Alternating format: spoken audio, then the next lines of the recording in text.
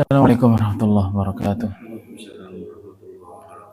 Alhamdulillah rabbil alamin, wassalatu wassalamu ala asyrafil anbiya wal mursalin sayyidina maulana Muhammadin sallallahu alaihi wa ala alihi wa sahbihi man tabi'ahum bi ihsan ila yaumiddin. Amma ba'd, subhanaka la ilma lana illa ma 'allamtana innaka antal alimul hakim. Bishrah li sadri wa yassir li amri wahlul 'uqdatam min lisani yafqahu qawli. Rabbi yassir wa la tu'assir, rabbi tamim bi khair. Kun lana wa la takun alaina anta sahib fis safar wal khalifatu fil ahli wal mal. ولا تكلنا إلى أنفسنا طرفة عين ولا أقل من ذلك ولا تنزع منا صالح ما أعطيتنا وزدنا منه. اجعلنا من بركات مشايخنا وصاحب هذا الكتاب وجميع شراحه. تولنا كما توليت عبادك الصالحين. الفاتحة. أعوذ بالله من الشيطان الرجيم. بسم الله الرحمن الرحيم. مالك يوم الدين. إياك نعبد وإياك نستعين. بسم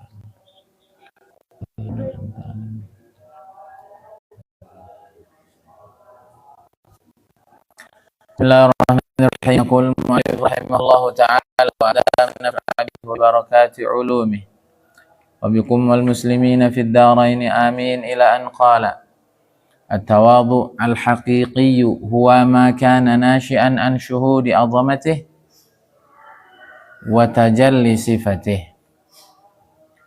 Tawadhu yang sesungguhnya adalah yang muncul dari meyakini, sadar betul terhadap keagungan Allah dan perwujudan sifat-sifat sempurnanya Allah Subhanahu wa ta'ala. Jadi bukan lagi melihat tentang aib dirinya, kekurangan dirinya, ketidaksempurnaan dirinya, kehinaan dan kelemahan dirinya, bukan. Tapi tawadhu yang sesungguhnya adalah tawadhu yang dikaitkan dengan kemahasempurnaan Allah Subhanahu wa ta'ala.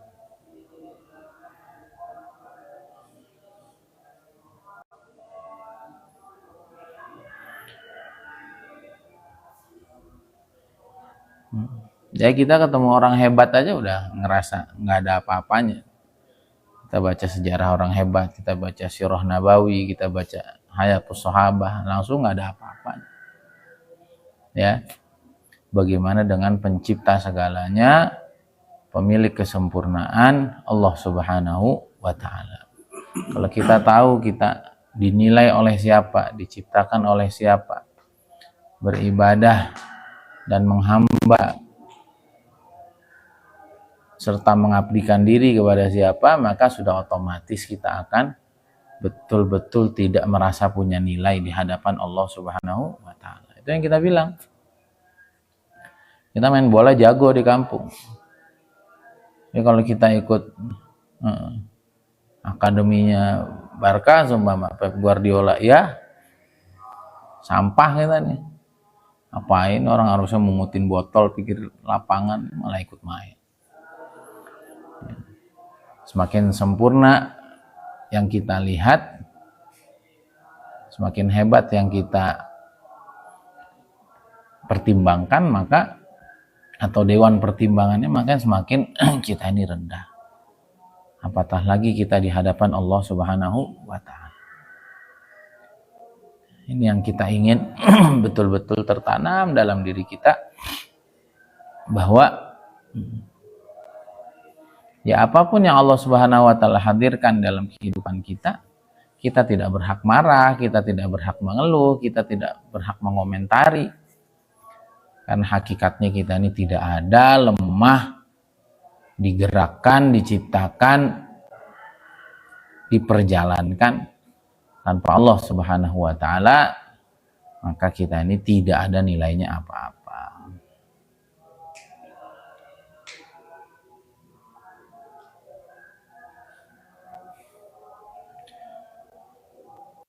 Dalam istilah yang lain, tawadhu yang hakiki adalah tawadhu yang muncul dari meyakini betul keagungan Allah Subhanahu wa ta'ala. Maka dari itu kamu akan melihat para arifin billah, mereka akan tawadhu bersama batu, bersama tanah, dan bersama segala sesuatu. Kenapa?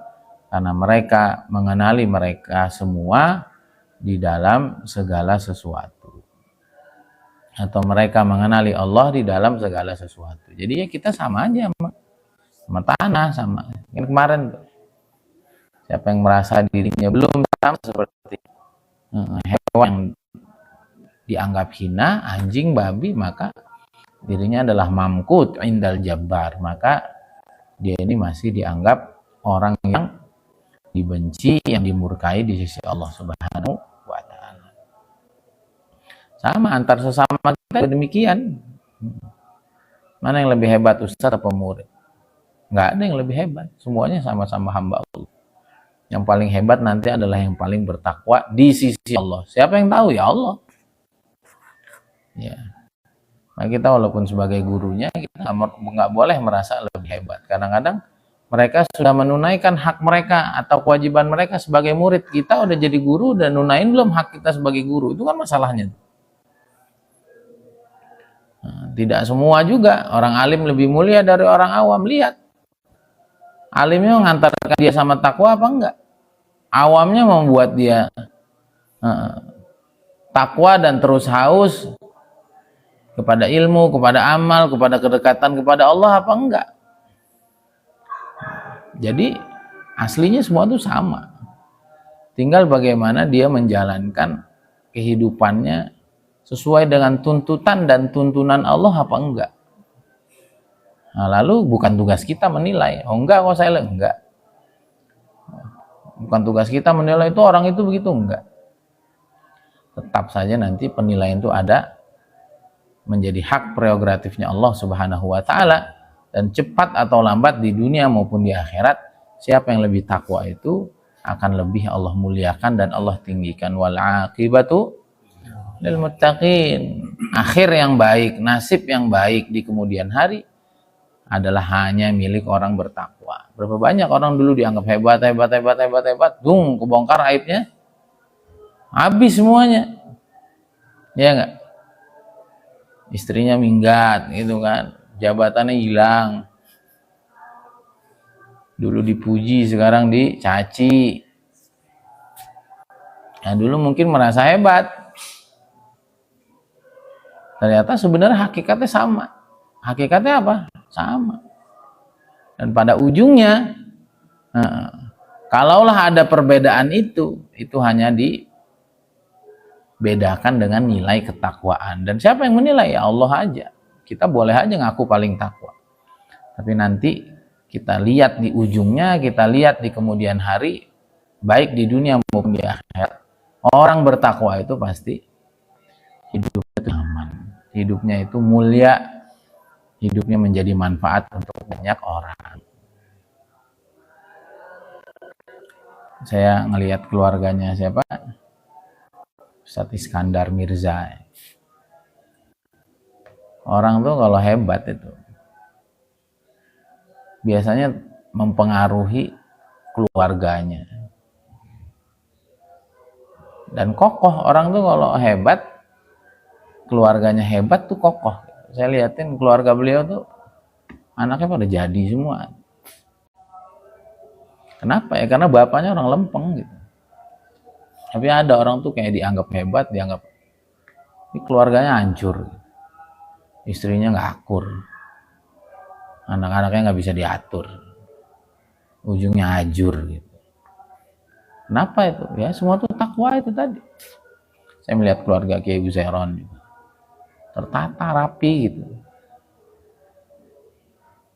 Anak Kiai Ubed juga begitu, anak-anak Habib Umar. Ya orang tuh kalau benar, nanti dia akan bisa memberikan imbas kepada lingkungan sekitarnya. Dan itu menjadi bukti bahwa dia orang benar gitu. Kalau pengajiannya di mana-mana ramai apa-apa, tapi keluarganya belum bisa terbenahi. Nah itu masih disangsikan. Masih apa? Disangsikan. Masuk kemana-mananya bagus itu. Ternyata pondoknya berantakan, pondoknya nggak keurus. Ini berarti orang ini nggak benar. Karena penilaian paling tepat adalah dari orang-orang terdekat. Mau tahu orang tuh hebat, emang tanya sama orang dekat.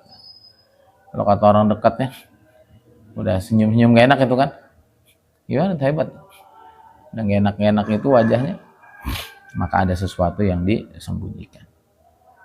Nah, maka semakin orang tuh kenal Allah, semakin orang tuh tahu kemuliaan Allah, semakin tahu kehinaan, kelemahan, ketidakberdayaan dirinya, semakin tawadu itu muncul dari dalam, dan itulah tawadu yang hakiki. Imam Zunnun Al-Misri radhiyallahu taala anhu, beliau mengatakan, siapa yang ingin punya sifat tawadu, maka hendaklah hadapkanlah dirinya di hadapan keagungan Allah.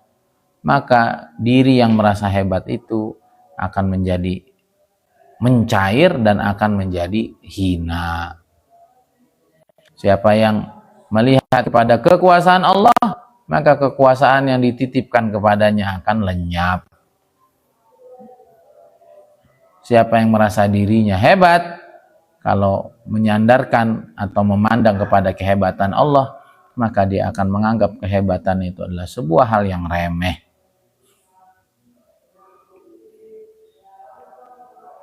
Dan tawadhu yang paling mulia, yang paling tinggi adalah seseorang tidak lagi melihat dirinya, tapi yang dilihat hanya Allah Subhanahu wa ta'ala. Itu yang kita simpulkan kemarin. Kalau orang itu sadar siapa dirinya, siapa Tuhannya, lalu membandingkan diri kita ini dengan makhluk-makhluk Allah yang lebih hebat, yang lebih sempurna, yang lebih soleh. Contohnya para anbiya, para sahabat, tabi'in, atba' tabi'in, para salaf. Apalagi kita bandingin diri kita sama malaikat, ya udah, jangan ngerasa hebat. Baru sholat baru bisa sholat 5 waktu secara berjamaah begitu, udah ngomentarin orang sana sini udah kayak yang paling benar.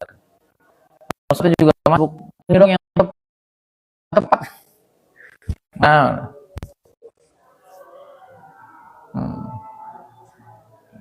baru baca Quran 1, 2, 3, 5 juz sehari udah bangga, udah kepedean ya. Orang dulu itu ya baca Quran tuh udah kayak kita baca WhatsApp sekarang, bentar-bentar Quran, bentar ada kita yang begitu.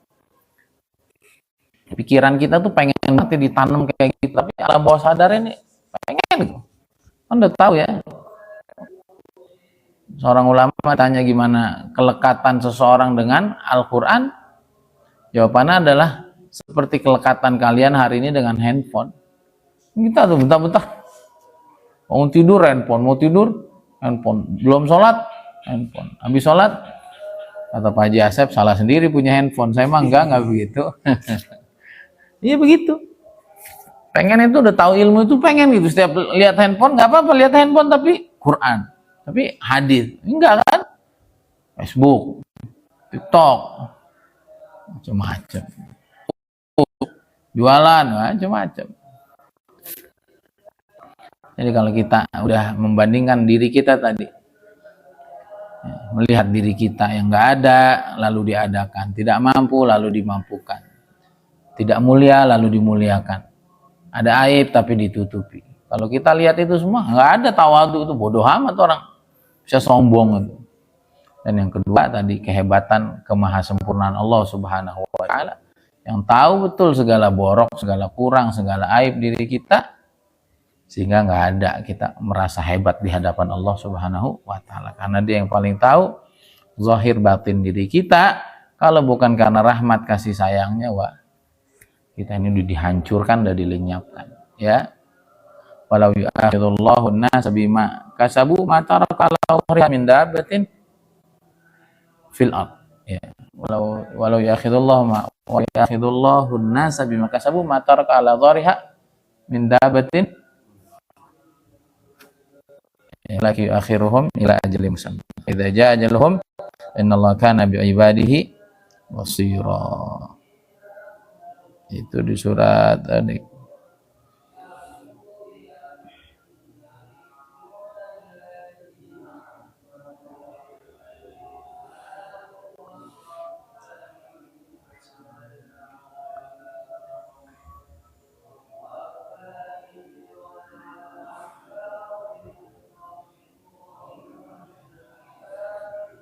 Nah, Qurannya nggak boleh salah.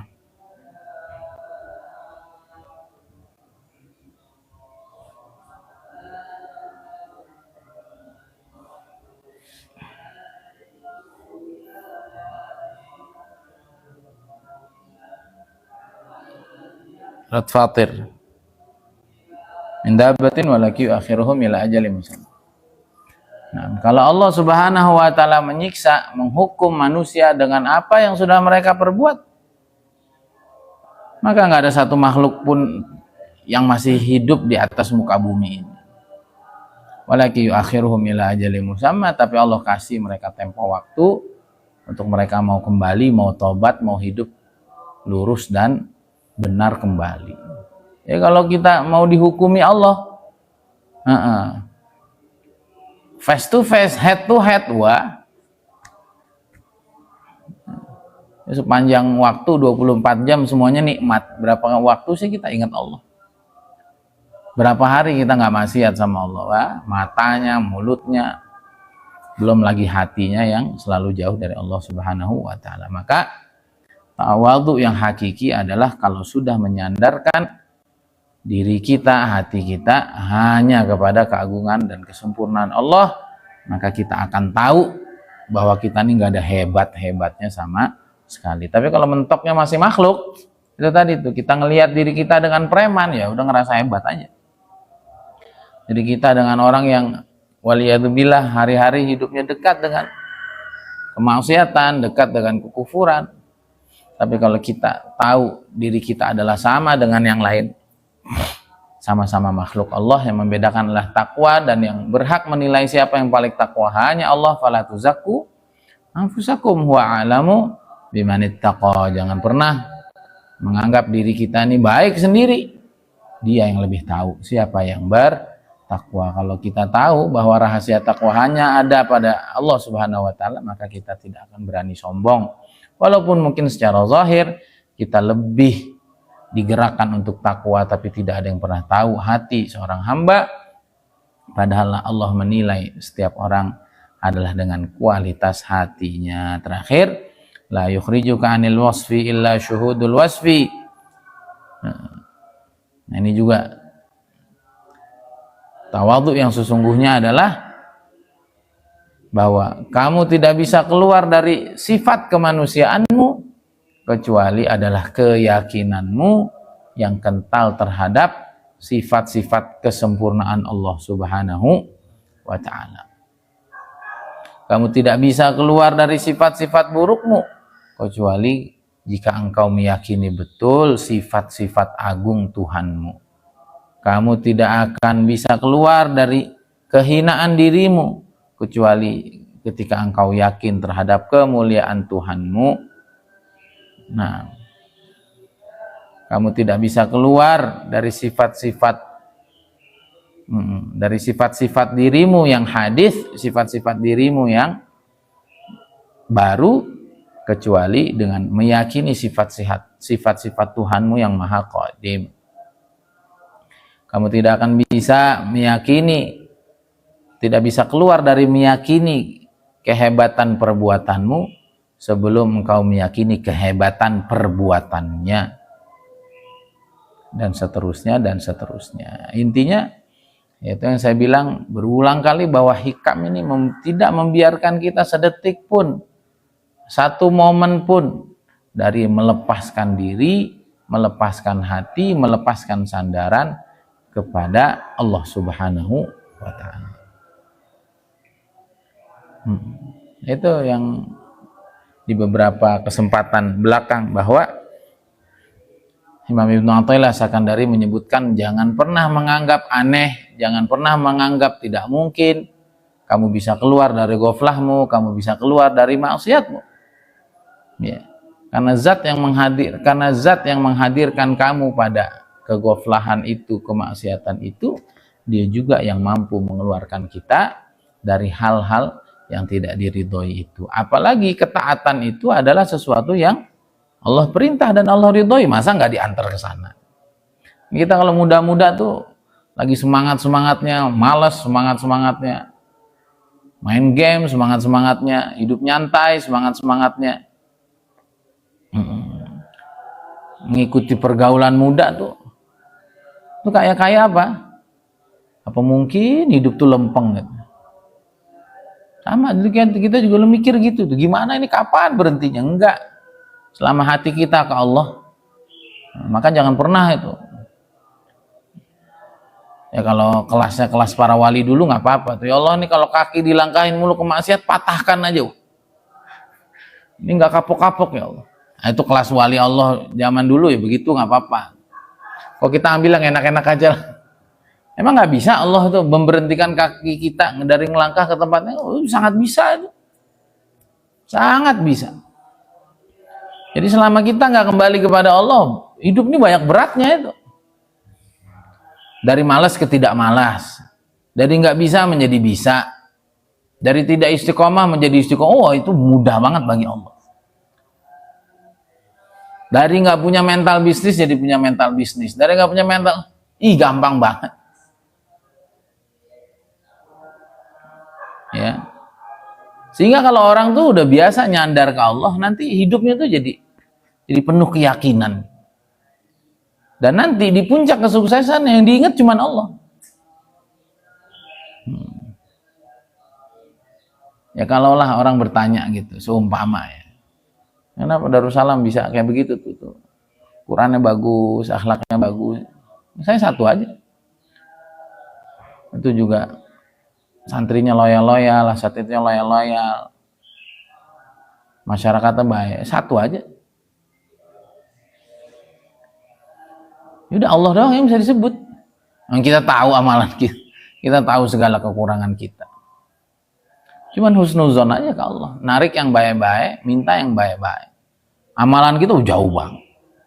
Terus itu mau dinisbatin ke kita enggak? Ya. Suatu saat Gontor pernah ditanya, kenapa Gontor bisa maju dan kiprahnya bisa masuk di segala lini? Jawaban kiainya apa? Karena banyak sholawat. Orang heran tuh. Di tengah modernisme yang ada di Gontor, di tengah manajemen yang cakep, ternyata di pikirannya apa? Dan apa yang keluar saat diwawancara ya itulah. Ini karena banyaknya sholawat. Yang kadang-kadang kita yang pakai sarung, yang pakai gamis, kenapa ini? Ini karena saya belajar manajemen. Nah inilah gunanya kita ngaji hikam, bahwa dalam hati kita harus terpatri bahwa segala keteraturan ini, segala kebaikan ini sumbernya hanya Allah.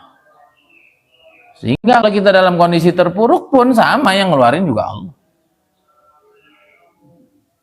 Nah kita nggak bisa keluar dari sifat-sifat lemah kita, tidak berdaya kita, lalai kita, maksiat kita, lupa diri kita, kecuali kita betul-betul meyakini keberadaan Allah, kemahakuasaan, kemahasempurnaan Allah di dalam hati kita. Dan ini bukan sekedar teori, tapi memang harus terpatri gitu.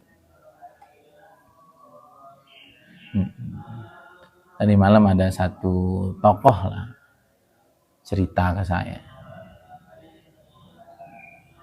kayaknya begitu ya. Semua orang-orang yang Allah sayangi itu memang kayaknya hidupnya tuh pahit gitu. Dan memang ujungnya Allah itu pengen nunjukin bahwa, dan sebenarnya ke semua orang sih, nanti kita akan sampai kepada satu titik bahwa ya hidup tuh yang nolongin cuma Allah gitu. Paham nggak? Ya kayak kita lah ada di sini kan, ujungnya kan yang nolong cuma Allah. Ngarep Malaysia, ngarep Pak Bengkulu ini, ada yang datang. Yang datang ternyata Haji Cecep yang nggak kita sangka, yang awal-awal tuh kayaknya. Karena Haji Cecep tuh baik. Mana saya ketemu lagi di BJB tuh. Ada rapi ini yuk, pondok ya. Dijagain tuh. Kita tinggal pakai nih.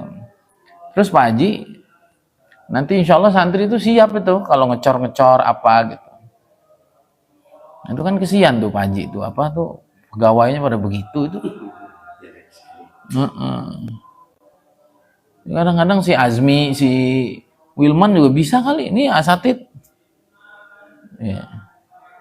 Yalah kalau itu dibayar 150, ini santri mau kali bayar 50, tapi ada memang waktu-waktu nggak apa-apa emang gratis Pak Haji, tapi kalau ini mereka nanti, ini kalau kita paling santri itu ambil aja waktu-waktu libur Pak Haji, nggak apa-apa nanti kita kerja bakti bareng itu. Meringankan, kita udah nggak bisa bantu materi, kita minimal bantu tenaga. Tapi kalau mau yang istiqomah, udah nanti penting diajarin, nah itu lumayan. Hari 50.000 semua Pak Haji, kan untung itu. Yang penting ada mandor yang benar, anak-anak dapat ilmu, terbantu. Ya, kesian itu.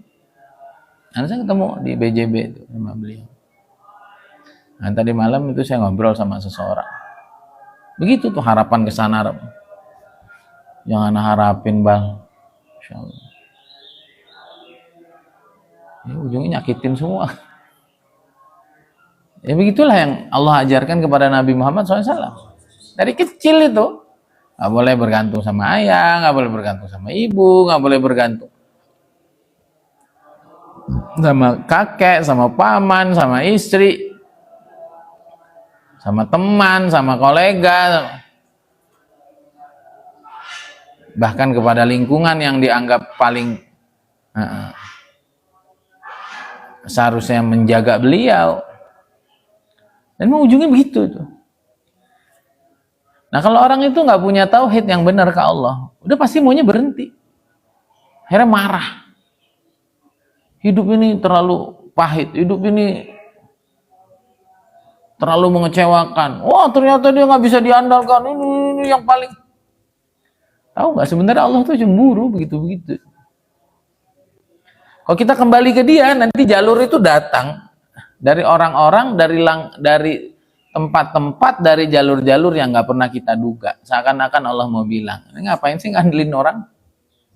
Saya aja itu. Bener nggak?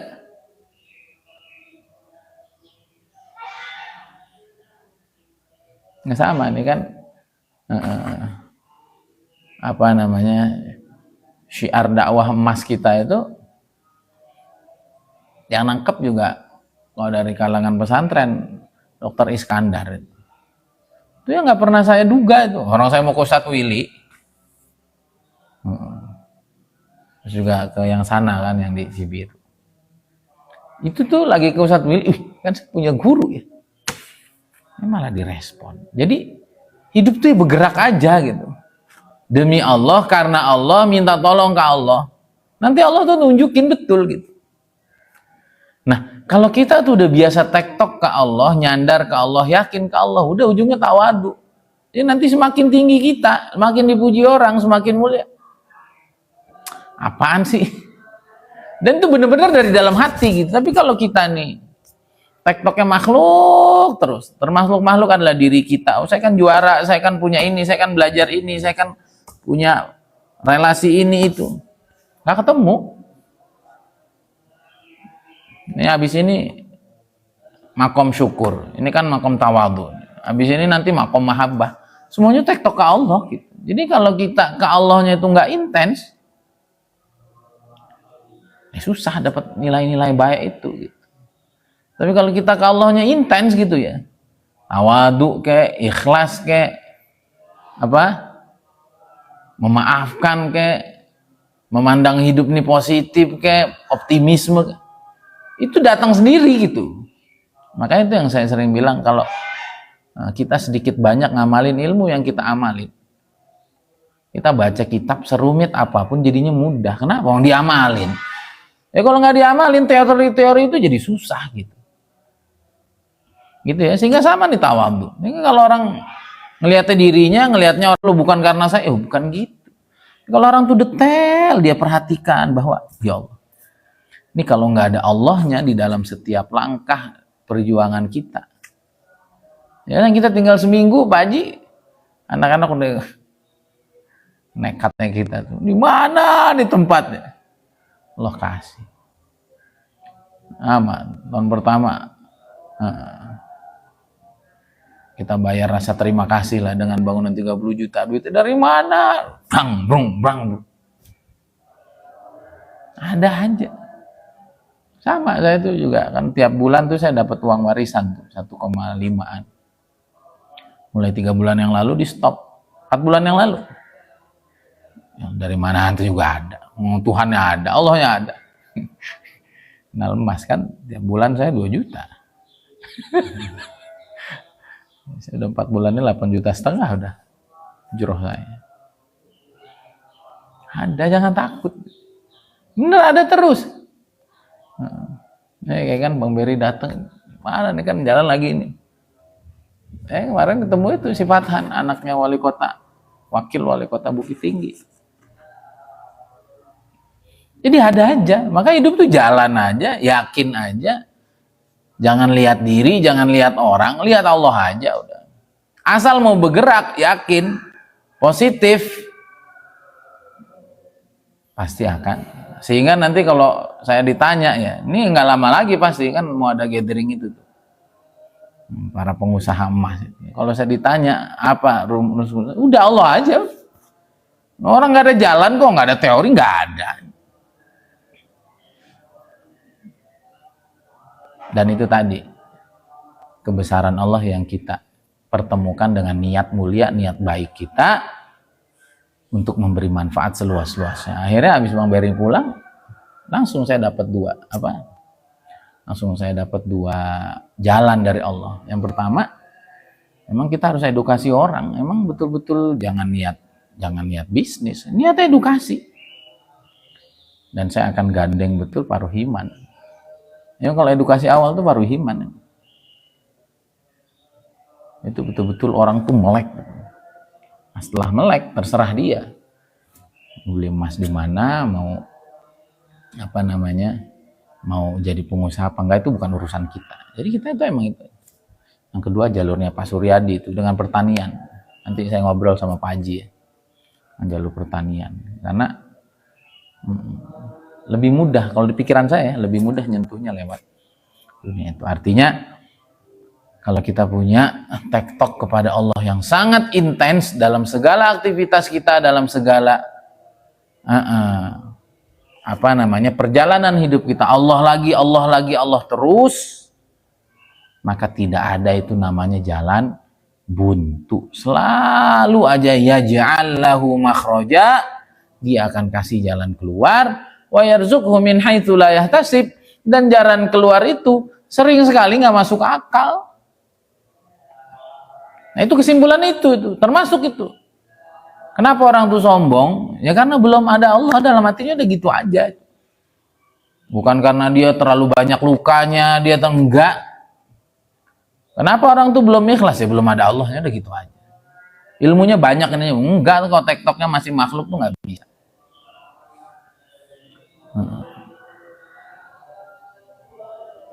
Jadi gimana ya? Jadi agak susah ngejelasin ya. Dia benda simpel sebetulnya. Benda simpel, dan itu harus betul-betul kita ulang-ulang. Bukan ucapan ya. Ucapan juga penting sebagai bentuk muzakarah dan diskusi. Tapi juga dalam kehidupan nih loh, apa-apanya tektok Allah. Disakitin orang, tektoknya ke Allah. Oh, alhamdulillah saya digamparin pakai ucapannya orang itu, pakai tindakannya orang itu. Kalau tidak karena dia, saya nggak tahu aib saya. Udah tenang jadinya. Adapun masih sakit-sakit dikit, nah itu biasa, namanya luka belum kering ya. Luka kan ada waktu keringnya, udah kering juga udah nggak kerasa. Tapi jangan udah mau kering dikopek lagi, kering ngapain gitu. Ya Nabi SAW juga ada kan jiwa manusiawinya kepada Wahsy kan gitu. Ya, Wahsy itu coba duduk, jangan kelihatan saya. Saya masih bisa belum melihat wajahnya. Saya masih belum bisa melihat wajahnya secara langsung. Kenapa? Masih kebayang wajah pamannya. Kok adanya orang begitu gitu. Nah, itu manusiawi. Tapi dendam dalam hati, kebencian tuh nggak boleh ada. Bagaimana itu? Itu tadi udah tektoknya ke Allah udah. Yang ngejalanin Allah, hikmahnya juga ada. Bahkan kadang-kadang kita sendiri yang minta, kalau kita paham betul itu, sehingga kita akan menjadi orang pemaaf, kita menjadi orang yang tawadhu, kita menjadi orang yang sangat cinta ke Allah, kita menjadi orang yang sangat bersyukur ke Allah, kita menjadi orang yang nggak bisa lepas, nggak bisa lupa sama Allah. Ketika kita betul-betul menyandarkan hati kita dalam segala keadaan kepada Allah Subhanahu wa Ta'ala, Jadi tawadu yang sungguhnya adalah yang muncul dari meyakini betul keagungannya dan kemahasempurnaan sifatnya. Tawadu yang sesungguhnya adalah ketika sifat-sifat yang ada dalam diri kita itu sudah lenyap, karena yang ada adalah sifat-sifat Allah yang maha sempurna, yang tidak pernah zalim kepada hambanya. Sekali lagi, zikrul khalqi da wa zikrul khaliqi dawa. Biasakan tektok, jangan ke makhluk karena itu penyakit. Kalau kita mau punya solusi, keluasan hati, positive mind, optimisme, perjalanan yang senantiasa menemukan jalan keluarnya, jawabannya hanya satu, dialah sumber segalanya, Allah Subhanahu wa ta'ala. Semakin kita sering mentektokkan kehidupan dengan Allah, pasti kita ketemu jalan keluar.